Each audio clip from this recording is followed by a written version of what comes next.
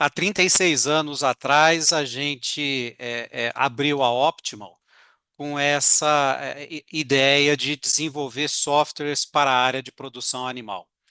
Era justamente a época em que se começava a proliferar no mercado os antigos PCs, que certamente todos já devem conhecer, que depois se transformaram hoje nos notebooks e até agora nos próprios celulares, onde você consegue acessar e também fazer as suas formulações. Tá? Vocês podem perguntar, mas o que um cara de TI e de matemática aplicada está fazendo numa live de nutrição animal? Tá? A grande preocupação que a gente tem quando a gente olha um software de formulação ou um modelo matemático de formulação de rações não é nem em relação ao desenho estrutural de um produto, com seus ingredientes ativos e seus requerimentos nutricionais, tá? Mas sim as informações que você pode obter quando você olha para uma fórmula otimizada e não vê simplesmente um percentual de ingredientes somando 100%, mas você olha outras informações que a própria formulação nos indica, principalmente a nível de análises econômicas que são apresentadas. Muitas vezes você formula a ração, olha para a ração, essa ração está boa, perfeito. O custo é legal, perfeito. Mas será que é só isso? Tá? Então, a grande preocupação que a gente tem, principalmente quando a gente também ministra os treinamentos de uso no nosso sistema de formulação, é ver esse outro lado da formulação que envolve os custos marginais, as análises econômicas que você pode aferir dentro de cada uma das fórmulas. Tá? Essas informações, elas podem ser compartilhadas, por exemplo, com outros departamentos da empresa. Uma das grandes coisas que a gente fala é que a formulação ela não pode ficar só dentro da sala do nutricionista. Ela tem que envolver o departamento de compras e também ela tem que envolver a parte de vendas da empresa. Tá? É, como eu sou muito antigo, até brinco que a gente é da época dos dinossauros da computação, tá?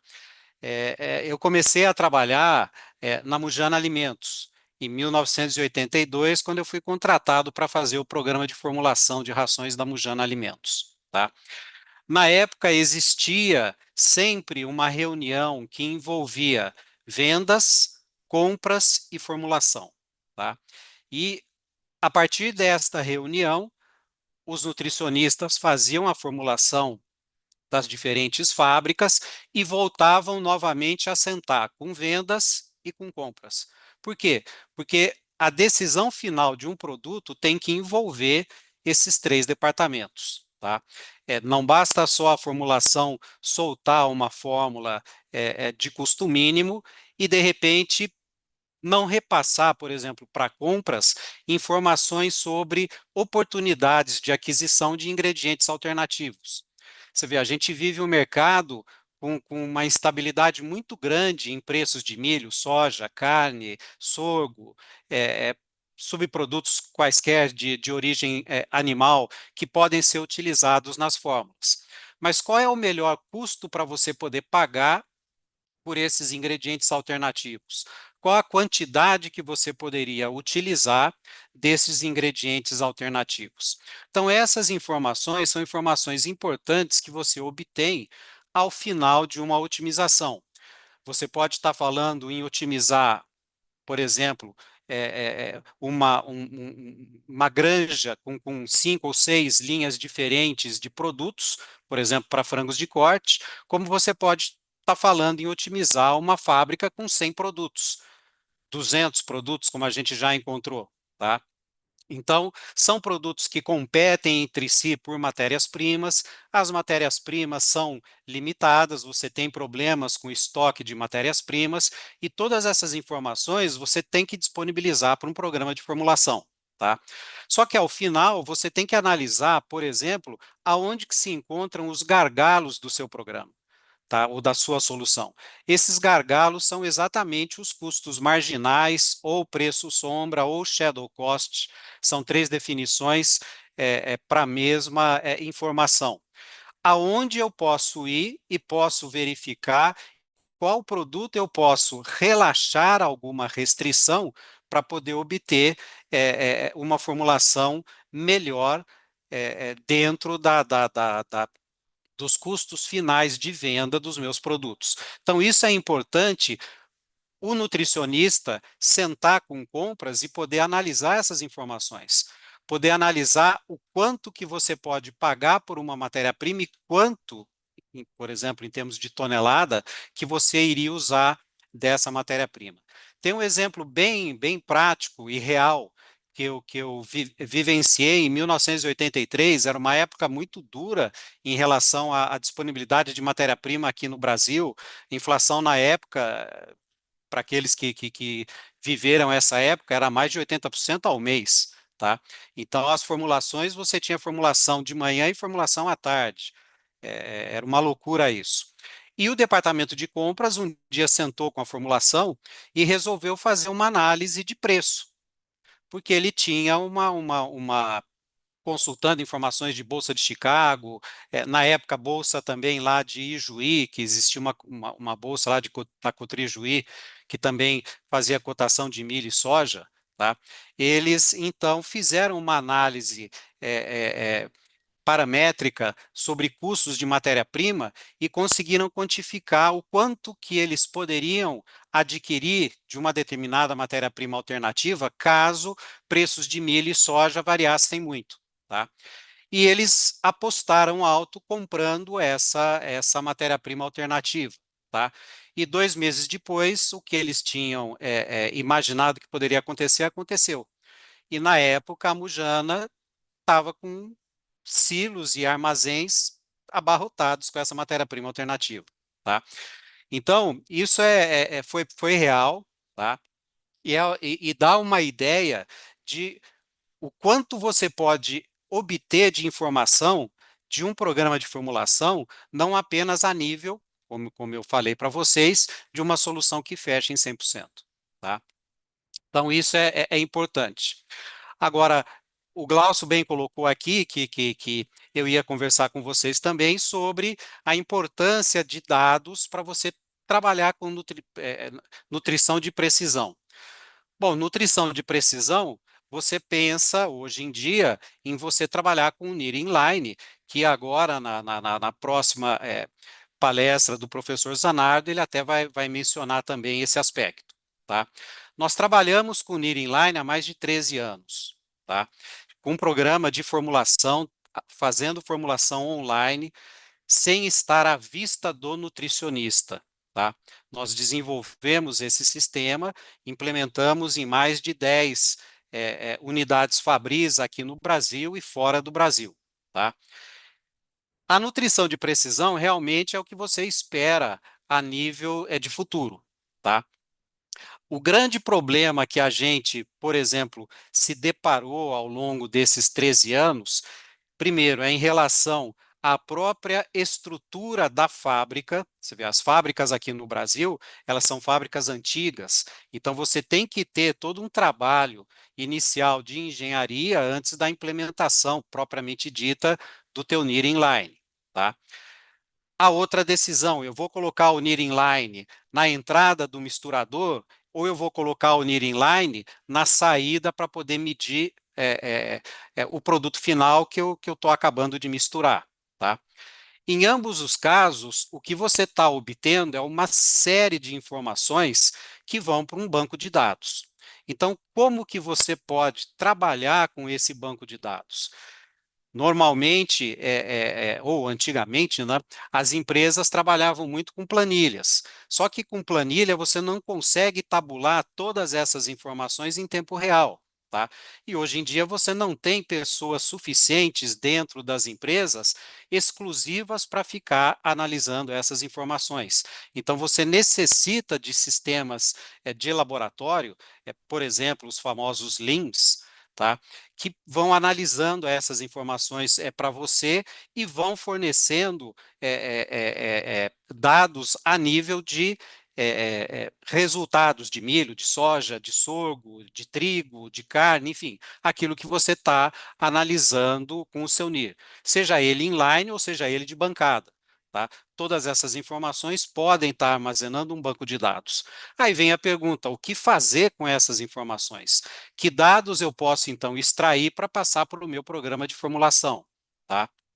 Então, você pode utilizar essas informações, fazer cálculos estatísticos, extrair meio desvio padrão e expurgar todas essas amostras que ficam fora desse espectro de meio desvio padrão a menos da média, ou um desvio padrão a menos da média, e aí recalcular novamente e fornecer para o programa de formulação uma nova matriz de composição química.